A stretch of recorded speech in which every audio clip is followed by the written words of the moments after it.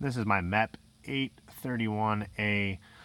I just got a chance to put the new control board in there. Had a lot of trouble getting it going, but went to a new electronic control board to deal with the idle and engine speed. So I'm going to go ahead and do a cold start on it.